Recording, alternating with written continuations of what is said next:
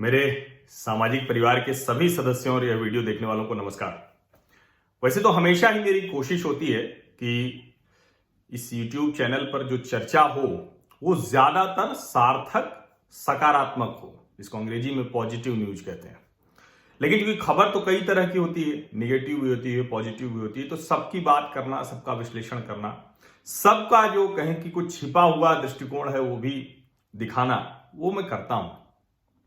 लेकिन सुबह सुबह पक्के तौर पर कोशिश करता हूं कि निगेटिव बातचीत नहीं करूं। आज मैं जो बात करने जा रहा हूं वो बात है मध्य प्रदेश की और शिवराज सिंह चौहान की। सरकारों को जब आप देखते हैं तो चुनाव के समय मुद्दे बहुत बदल जाते हैं, लेकिन स्थिर समय में जब चुनाव नहीं है, जब मारामारी नहीं है, तब इन खबरों को शायद आप ध्यान से सुनेंगे तो समझ में आती है, जिसको मैं एक चीज कहता हूं कि मन मस्तिष्क में चिपकती है। कल एक शिवराज सिंह चौहान जी ने एक ट्वीट किया। उन्होंने लिखा, खुशी और गर्व का क्षण, किसानों के श्रम का सुखद परिणाम, प्रदेश में 127.70 लाख मीट्रिक टन गेहूं की खरीदी, पंजाब को पीछे छोड़ते हुए देश में सबसे ज्यादा गेहूं खरीदी करने वाला राज्य मध्य प्रदेश बन गया। अन्नदाता, संबंधित अधिकारियों, कर्मचारियों और प्रदेश को बधाई। अब ये एक खबर है, इस खबर को आप चाहें तो ऐसे ही देखें, छोड़ दें, लेकिन इस खबर को संदर्भ के साथ समझना पड़ेगा। मध्य प्रदेश में शिवराज सिंह चौहान करीब 1.5 दशक मुख्यमंत्री रहे, थोड़ा सा कम। उसके बाद अभी जनता ने उनको चुना नहीं चुना, इसके बीच में रह गई, भ्रम में फंस गई, सरकार उनकी चली गई, कमलनाथ जी मुख्यमंत्री हुए। और उस दौरान संयोग से मेरा खूब जाना हुआ मध्य प्रदेश, अलग अलग शहरों में, भोपाल, कई बार सागर, मंदसौर, और सब जगह के लोगों से बात हुई। तो एक बात जो समझ में आई कि बिजली की समस्या को लेके लोग फिर से परेशान हो गए थे। उसके बाद शिवराज सिंह चौहान फिर से मुख्यमंत्री हैं। हालांकि उसमें कोई जनता या किसी का नहीं है, वो जो अक्सर होता है कि राजनीतिक जो दांव पेच होते हैं, शातिरपना होता है, ये तरीका ठीक नहीं है, लेकिन राजनीति में ये खूब चल रहा है। और ज्योतिरादित्य सिंधिया जी अपने समर्थकों को लेकर आ गए और इस वायरस के बीच में वो शिवराज सिंह चौहान फिर से मुख्यमंत्री बन गए। बनते ही उन्होंने, जो खास करके इंदौर का बुरा हाल था, वो कहते हैं कि उन्होंने संभाला। लेकिन मैं उसकी बात आज नहीं करूंगा। आज मैं उनके उसी ट्वीट के संदर्भ की बात करूंगा और मध्य प्रदेश में क्या कुछ खेती में बदला शिवराज सिंह चौहान के राज में, वो मैं बताने की कोशिश करूंगा। आंकड़े हैं और बहुत, ये कोई ऐसा नहीं है कि सरकारी आंकड़े हैं, सरकार के साथ साथ अलग अलग एजेंसियों ने जो आंकड़े जारी किए हैं और जो कुछ डेटा पे काम करने वाले लोग हैं, वो जो उन्होंने, तो उन सब से मैंने निकाला और वो आपके साथ चर्चा में करूंगा। अब 127 लाख टन से ज्यादा गेहूं खरीद लिया गया, तो ये अचानक तो नहीं हुआ ना, इसके लिए पूरी व्यवस्था तैयार हुई होगी। और क्या अभी कमलनाथ होते तो ये खरीद हो पाती? इसका जवाब है नहीं, क्योंकि उसके लिए फोकस करना पड़ता है, ध्यान देना पड़ता है। और शिवराज सिंह चौहान के मुख्यमंत्री रहते मध्य प्रदेश में ने देश में सबसे ज्यादा कृषि उत्पादन, सबसे ज्यादा जो ग्रोथ थी, तरक्की थी, उसमें सबसे ज्यादा रहने का कमाल करके दिखाया था। 1 दशक तक 10% से ज्यादा एग्रीकल्चर ग्रोथ, यानी अगर ये देश भर में हो जाए तो सचमुच कमाल हो जाए। 2003 मध्य प्रदेश में जो कुल कृषि उत्पादन था, उसकी देश में कितनी हिस्सेदारी थी? तो 5% से कम। 2014 तक आते क्या हुआ? वो कुल हिस्सेदारी बढ़ गई 3% से ज्यादा, 8% हो गई। 2003 ही था जब तक कांग्रेस की सरकार थी वहां। 2003 में देश के कुल गेहूं उत्पादन में मध्य प्रदेश की हिस्सेदारी कितनी थी? 10.21। और 2012-13 में 14.5, 14-15 में 19.7 और 16-17 में 18.2। अब इसको अगर ऐसे समझें कि 2002 से 2007 के बीच में गेहूं उत्पादन में मध्य प्रदेश की हिस्सेदारी जो थी वो थी करीब 9%। और इसके बाद का एक दशक यानी 2007 से 2017 तक देखें तो औसत हिस्सेदारी हो गई 17%। अब ये कैसे हो गया? तो इसकी जो सबसे बड़ी वजह थी, जो 2008 में शिवराज सिंह चौहान ने करके दिखाया, न्यूनतम समर्थन मूल्य जो केंद्र सरकार तय करती थी उस पर बोनस देना शुरू किया।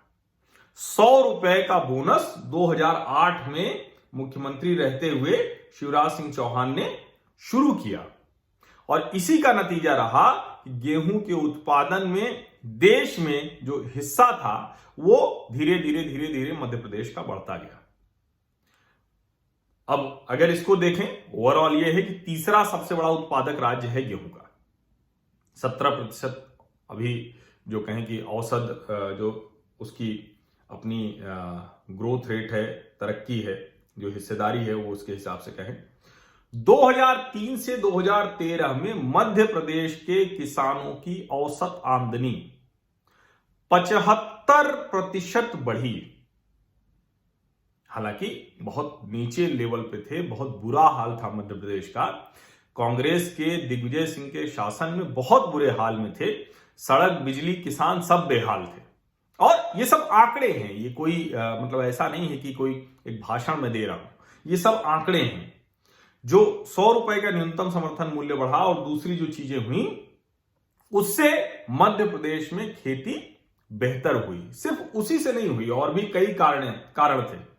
जब 2003 से 2013 में मध्य प्रदेश के किसानों की आमदनी 75% बढ़ी, आपको याद होगा चुनाव के पहले अक्टूबर 2017 में शिवराज सिंह चौहान ने एक प्रेस कॉन्फ्रेंस की थी, अपने अंदाज में कर दी थी।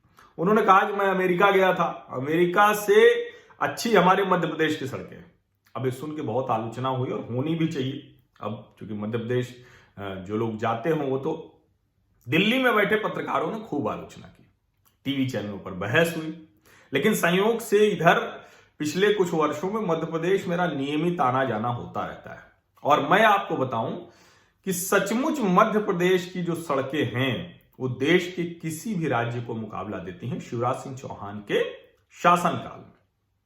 जो आंकड़ा है वो बताता है कि जो ग्रामीण सड़कें जो पक्की हुई उनको लगातार, जिसको कहते हैं कि आप चमकती हुई सड़क देखें तो वो औसत 87% का है ग्रामीण सड़कों का। राष्ट्रीय औसत 64% का है। इतना फासला है, गांव कितना फोकस में है। हालांकि शहरों के औसत के मामले में राष्ट्रीय औसत 80% है और शिवराज जी 72% पर था। ये सारे आंकड़े चुनाव के समय के हैं। 1 करोड़ घरों में बिजली पहुंचाने में कामयाबी मिली, जो वहां पहले बिजली ही नहीं थी, बिजली के कनेक्शन भी नहीं थे, जिनको थे उनको मिलती नहीं थी। मध्य प्रदेश में जो खेती पर जो निर्भर लोग हैं वो राष्ट्रीय औसत से ज्यादा है। राष्ट्रीय औसत 47% लोगों का है, मध्य प्रदेश में 55% लोग निर्भर है। इसलिए खेती वहां बेहतर होना बहुत जरूरी है।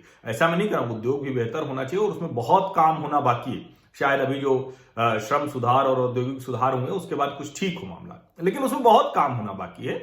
लेकिन खेती पर ज्यादा लोग निर्भर हैं और खेती को ठीक करना बहुत जरूरी है। उससे अवांछित पलायन रुकता है। माइग्रेशन तो बहुत जरूरी है, आप बेहतर के लिए कहीं जाना चाहें वो बहुत जरूरी प्रक्रिया होते रहना चाहिए। जो खेती की तरक्की की रफ्तार की बात मैं कर रहा था, 2007 से 2015 के दौरान मध्य प्रदेश देश में सबसे ज्यादा रफ्तार से खेती में तरक्की करने वाला रहा। 10.9%, यानी 11% की खेती की तरक्की की रफ्तार रही। और ये कमाल शिवराज जी ने लगातार 1 दशक तक बरकरार रखा। मध्य प्रदेश के बाद जो दूसरे नंबर पर राज्य थे, उस वक्त का जो आंकड़ा है उसको जरा आप सुनिए। दूसरे नंबर पर मिजोरम था, तीसरे नंबर पर गुजरात था, 6.9 और 6.8, यानी 7% के नीचे थे ये दोनों, जो दूसरे और तीसरे पे थे, और वो 11% थे। अब उस वक्त आप ये भी जान लीजिए कि देश का जो बड़ा, कई बार मॉडल की बात होती है, हालांकि मैं बार बार कहता हूं कि वो अर्थव्यवस्था दूसरे देशों पर, खाड़ी देशों पर और उस पर निर्भर है, इसलिए बहुत सी वहां की सरकार की कितनी बेहतरी वो दिख नहीं पाती। केरल की एग्रीकल्चर ग्रोथ थी जो, वो 2015 तक के आंकड़े की बात मैं कर रहा हूं, तो उस वक्त जब मध्य प्रदेश 10.9% पे तरक्की कर रहा था, मिजोरम 6.9, गुजरात 6.8 पे था, उत्तर प्रदेश और बिहार 4% के आसपास थे, केरल -0.3, निगेटिव, ऋणात्मक, ये केरल की ग्रोथ रेट थी। अभी की बात अगर करें तो देश का सबसे बड़ा सोया उत्पादक मध्य प्रदेश है। पूरे देश के उत्पादन का 51% सिर्फ मध्य प्रदेश से सोया। और गेहूं की बात करें तो तीसरा सबसे बड़ा उत्पादक है, वही 16-17% का औसत है। अब क्यों ये सब हुआ, तो अलग अलग मैं शोध पढ़ रहा था, उसमें 3 बातें बहुत साफ थी। अच्छी सिंचाई तंत्र बहुत बेहतर हुआ, इरिगेशन नेटवर्क बहुत शानदार हुआ। ये जो अभी प्रधानमंत्री जी ने प्रधानमंत्री कृषि सिंचाई योजना किया, उसके पहले बेहतर बिजली से किसानों को जब जरूरत होती थी तब वो सिंचाई के लिए पानी ले पाते थे वो। और एक बहुत बड़ी बात कि बहुत शानदार सरकारी खरीद का तंत्र। अब आज जो 127 लाख टन से ज्यादा सरकारी खरीद हो गई, पंजाब से भी ज्यादा हो गई, उसकी वजह यही सरकारी तंत्र है खरीद का। भावांतर योजना आपको ध्यान में होगी कि न्यूनतम समर्थन मूल्य के नीचे गया तो वो सरकार पे करती थी। और ये बहुत शानदार योजना थी जिसको देश भर में लागू किए जाने की जरूरत है, थी भी, है भी। क्यों नहीं हो पाई, ये सरकारों को सोचना चाहिए। जो डीबीटी हुआ, हालांकि इसमें ज्यादातर राज्यों ने बेहतर किया क्योंकि केंद्र सरकार खुद बहुत इच्छुक थी, लेकिन 14,19,000 किसानों के खाते में 20,253 करोड़ रुपए गए मध्य प्रदेश में। और सरकारी खरीद दुरुस्त कैसे हो गई? 23 मार्च यानी मुख्यमंत्री बनने के बाद जब लॉकडाउन चल रहा था तो शिवराज सिंह चौहान सिर्फ गवर्नमेंट प्रोक्योरमेंट, सरकारी खरीद दुरुस्त करने के लिए 75 बैठकें कर चुके हैं। 75, इसको आप समझिए। और 3,545 खरीद केंद्र थे पिछले वर्ष। इस वर्ष कितने हैं? 4,529। मध्य प्रदेश की भंडारण क्षमता 130 लाख टन की हो गई। और जो पंजीकृत किसान थे 81%, 81 वो खरीद केंद्र पे आए। पिछले वर्ष 48.36 यानी 50% के नीचे थे। ये सब है जिसकी वजह से आज वो कह रहे हैं कि खुशी और गर्व का क्षण है, पंजाब से ज्यादा गेहूं खरीदी हमने कर दी। 127.70 लाख टन यानी 127,70,000 टन, मीट्रिक टन चुकी आंकड़ा है, उतना ही लाख टन है। ये कमाल कर दिखाया। और शिवराज सिंह चौहान आने के साथ ही इंदौर में मेरी लोगों से बात हुई। जो भयानक स्थिति हो गई थी, कमलनाथ जी मुख्यमंत्री थे, अपनी सरकार बचाने में लगे हुए थे। लगना भी चाहिए क्योंकि दूसरी तरफ से सरकार खींचने की जबरदस्त कोशिश हो रही थी, लेकिन बिल्कुल राज्य में सरकार ही नहीं थी। बिजली का तो मैं सब जगह बता रहा हूं कि बुरा हाल हो गया था। हर कोई कह रहा था कि अरे किसी भी तरह मामा जी वापस आ जाए। हालांकि वो जनता के जोर से नहीं आए, वो राजनीतिक जिसको कहते हैं साम दाम दंड भेद से आए और ज्योतिरादित्य जी की कृपा से आए, क्योंकि वो न टूटते तो कुछ नहीं हो पाता। लेकिन लोगों को शांत समय में, चुनाव के समय में तो ये सब स्वर सुनाई नहीं देंगे। कौन कृषि आंकड़ा, कौन एग्रीकल्चर ग्रोथ, कौन औसत क्या उत्पादन, कौन सरकारी खरीद, कौन सिंचाई, बिजली, कुछ नहीं होता। इसलिए स्थिर समय में इन खबरों को ध्यान से देखिए, सुनिए, बातचीत कीजिए। जो बेहतर नहीं उसको बेहतर कीजिए। और मैं ये कह दूं कि इतना कुछ होने के बाद भी मध्य प्रदेश अभी देश के जो बड़े राज्य हैं उनसे बहुत नीचे है। तो अभी बहुत कुछ करना है। लेकिन जहां चला गया था, जिसकी वजह से उत्तर प्रदेश, मध्य प्रदेश, बिहार, राजस्थान ये बीमारू राज्य हो गए थे, तो उनसे निकालने की कोशिश शिवराज सिंह चौहान के शासनकाल में हुई है। हम उम्मीद करते हैं कि इस बार और बेहतर होगी।